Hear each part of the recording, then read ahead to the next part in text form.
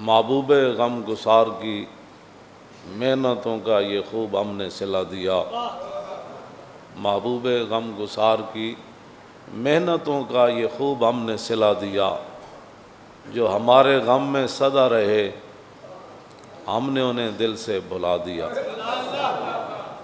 تیرے حسن خلق کی ایک رمق میری زندگی میں نہ آ سکی، تیرے حسن خلق کی ایک رمق میری زندگی میں نہ آ سکی، اور ہم اسی میں خوش رہے کہ شہر کے در و بام کو سجا دیا، ہم اسی میں خوش رہے۔ ہم تیرے سور و بدر کے باب کے ورق الٹ کے گزر گئے، حضور بدر تشریف لے گئے، سور بس گئے جی، میں نے زیارت کی اور یہ نہیں پا کہ حضور یہاں کیوں آئے، یہاں پھر غار میں کیوں رہے، پھر حضور نے مکہ کیوں چھوڑا، پھر حضور ہجرت کر کے مدینہ منورہ کیوں تشریف لے گئے، یہ نہیں، بس وہ میں نے غار پر گیا تھا، بس دیکھی تھی تو میں نے وہاں۔ ہم تیرے سور و بدر کے باب کے ورق الٹ کے گزر گئے اور تیری روایتوں کی حکایتوں نے ہمیں مزہ دیا۔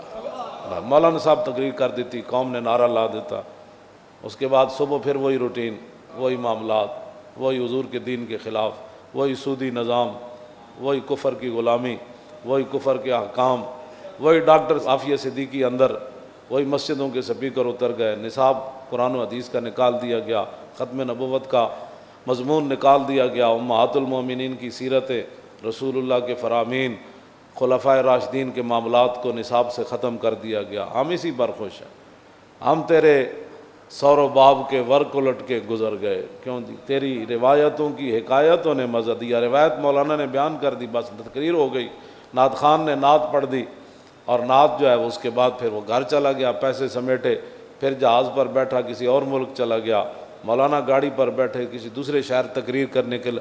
ہونا کیا ہے، کرنا کیا ہے، 72 سال تو ہو گئے، کرنا کیا ہے؟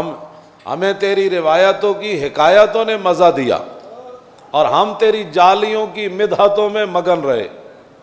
نعت خان نعت پڑھ رہا ہو، مولوی تقریر کر رہا ہو، پیر اپنی پیری چمکا رہا ہو اور کہے کہ میں اتنا قریب چلا گیا، میں اتنا جالیوں کے قریب چلا گیا، پھر قوم ایسے ہوتی ہے، اچھا، پھر آگے بڑھتے بڑھتے پھر وہ کہتا ہے میں نے پھر چوری ہاتھ لگا دیا، اچھا آپ نے پھر چوری ہاتھ لگا دیا مبارک جالیوں کو، پھر میں نے رومال لگا لیا، پھر آ کر یہ حکایتیں، یہ جناب باتیں آ کر یہاں لوگوں کو بتاتے ہیں۔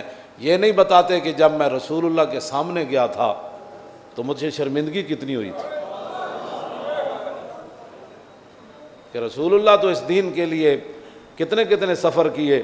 ام المومنین سیدہ طیبہ طاہرہ حضرت عائشہ صدیقہ فرماتی ہیں رسول اللہ کا جو میرے گھر بستر تھا وہ تو تلائی کے اندر، گدے کے اندر کھجور کی چھال تھی، اور حضرت ام المومنین حضرت حفصہ فاروق اعظم کی صاحبزادی حضور کے نکاح میں ہیں، وہ کہتی ہیں کہ ہمارے گھر ایک ٹاٹ تھا، جب رات کو رسول اللہ نے سونا ہوتا تو میں اس کو دورہ کر دیتی تھی، ٹاٹ ہوا، اور کہتے ہیں ایک دن میں نے اس کے 4 تہ لگا دی تو صبح مجھے رسول اللہ نے فرمایا کہ آج آپ نے ٹاٹ کو 4 حصے کیے، آج مجھے سکون سے نیند آ گئی، ایسے آئندہ نہ کرنا۔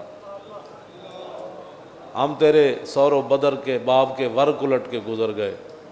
میں تو نہیں ویکھیا دنیا تو غریب بندہ بھی ہوئے تے او دے گھر جڑی تلائی ہوئے او دے کھجور بھری ہوئے تے جس میں مبارک ما مسست خزن ولا حریرن ولا شیئن کان الین من کف رسول اللہ۔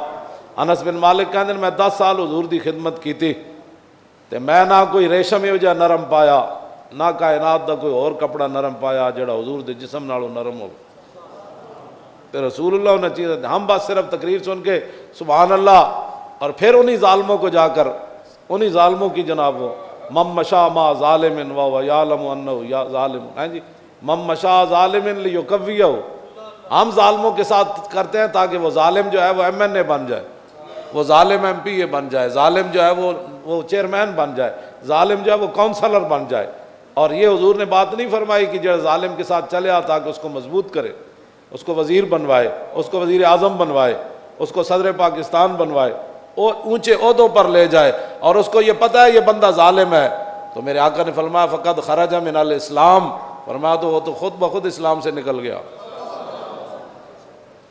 ظالموں کے ساتھ دے کر، ظالموں کا ساتھ دے کر، امام جلال الدین سیوطی لکھا ایک بزرگ سن محمد بن زین، انہوں نے رسول اللہ دی زیارت ہوندی سی، ایک دن ایک بندہ آ گیا، وہ کہنے لگا حضور بادشاہ کو چلو میرا کم بڑا ہے.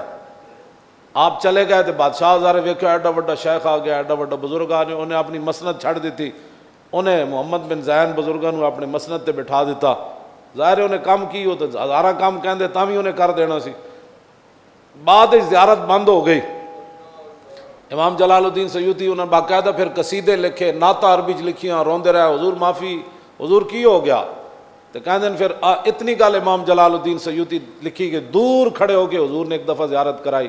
فرمایا ہماری زیارت بھی کرتے ہو اور ظالموں کی مسندوں پر بھی بیٹھتے ہو.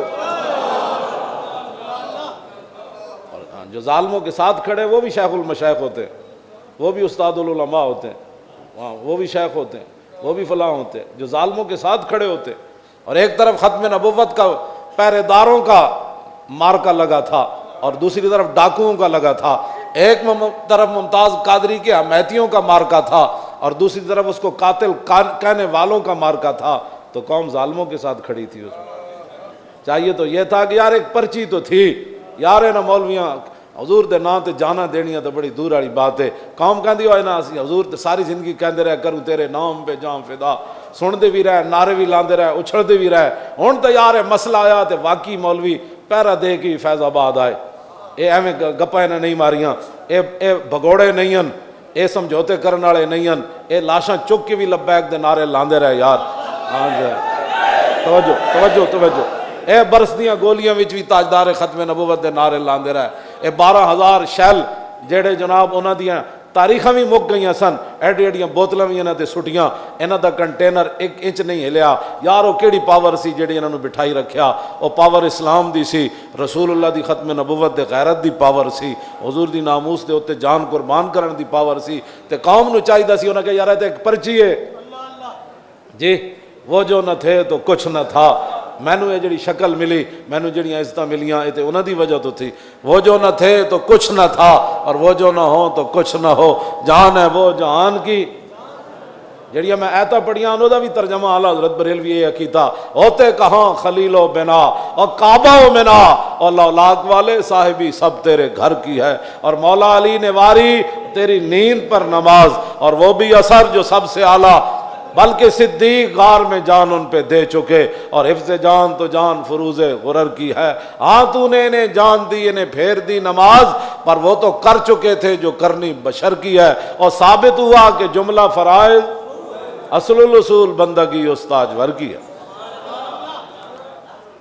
ہم تیرے مزار کی جالیوں کی مدحتوں میں مگن رہے اور تیرے دشمنوں نے تیرے چمن میں خزاں کا جال بچھا دی. حرمین بھی بند کرا دیتے، آج عمرے بھی بند ہو گئے، مسیدیاں صفحہ بھی ٹوٹ گئیاں، قرآن بھی نہ پڑھے گئے، مدرسے بھی بند ہو گئے. ہاں تیرے دشمنوں نے تیرے چمن میں خزاں کا جال بچھا دی. تو اس کو بھی وہ تو پھر تعریف تو وہ جالی مبارک کے ساتھ جو صرف روغن ہے نا، دنیا و مافیا اس کا مقابلہ بھی نہیں کر سکتی. ہاں میرا اپنا ہے کیوں جی ایمان ہے، وہ جڑا نال روغن لگا نسبت بن گئی نا اس روغن سے، تو وہ تو گل ہی ہو رہی. اس کی مدحت دے نال اے بھی دسو کہ حضور دے دشمنوں نے شریعت اسلامیہ اور دین کے اندر کیا خزاں کے جال بچھا دیے، یہ بھی قوم کو بتاؤ.